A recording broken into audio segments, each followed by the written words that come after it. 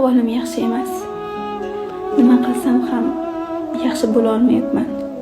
Kulaman, boshqalar bilan gaplashaman, hatto o'zimni baxtli qilishga harakat qilaman va baxtli ko'rsataman. Lekin ich-ichimda hali ham bir og'riq bor.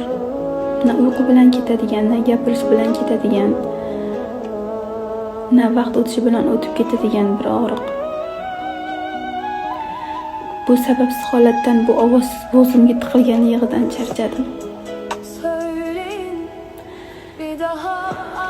Qaniydi bir kishi bo'lsa-yu, unga tushuntirish hojati bo'lmasa, faqat menga qarab tursa-yu, hammasini tushunsa. Chunki men haqiqatdan ham boshqa chiday olmayapman. Va nima qilsam ham yaxshi bo'la olmayapman.